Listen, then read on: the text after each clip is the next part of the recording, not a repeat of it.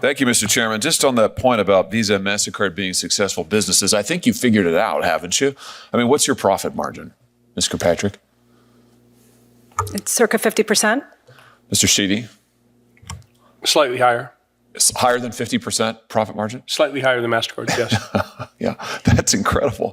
50% profit margin. I mean, that's absolutely unbelievable. What's the answer to the Walmart question, by the way, that Senator Welch posed to you? What's Walmart's interchange fee that you negotiate with them?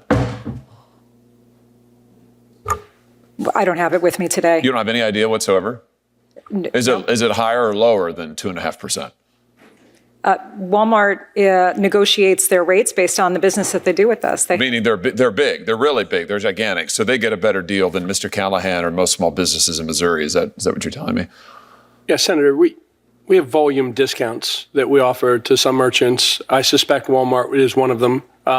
And, you know, I don't believe that it's commercially unreasonable to get an arrangement where in exchange for more volume, a merchant can qualify for lower rates? Well, I'm sure it's not commercially unreasonable for Walmart, or certainly it's in their financial interest and in yours, but I doubt it's in Mr. Callahan's financial interest. And my question to you, Mr. Callahan, is when you've got Walmart and other major competitors getting charged much less than you are, why in the world would you stick with these guys? I mean, why is it that small businesses continue to use Visa and MasterCard when you're getting charged so much more? It's in my opinion, it's a matter of convenience for the customer, and customers matter to our business. Maybe is it because that Visa and MasterCard are effectively monopolies? They control 80% of the market. Certainly part of the 80% of the market. I'm just having a hard time understanding, Mr. Sheedy and Ms. Kirkpatrick. You have a business model. You're making over 50% profit margin. You are able to give the shaft to small businesses. Estimated cost to Missouri businesses from these fees is $1.5 billion. That's with a B, billion dollars a year. Why aren't all of these businesses running away from this model? Because they don't have a choice, because you control so much of the market. This is classic monopolistic behavior. And yet your testimony here today is you don't want any competition. You have 80% of the market, but you don't want any more competition. I'm having a hard time finding that position defensible, let alone sympathetic.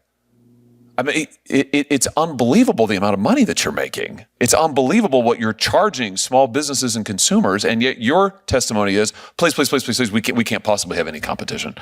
I mean, let's talk about what you're doing to consumers who hold your cards.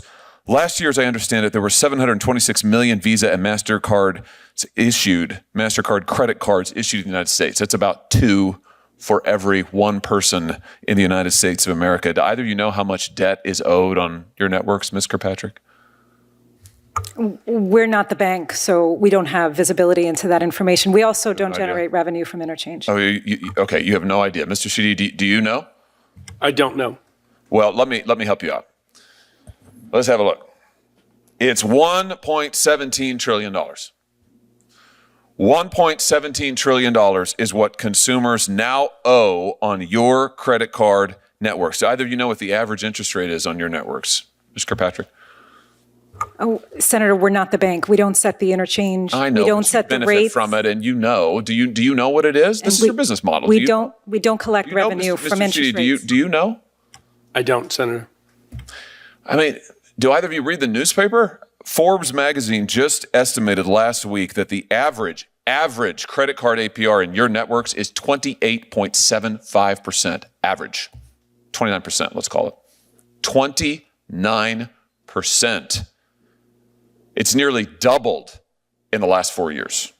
That is astounding, absolutely astounding. And you just testified a second ago that you've got more than 50% profit margin, and yet your testimony here today is you can't possibly survive if there's any competition. How can that be true? How can that be true?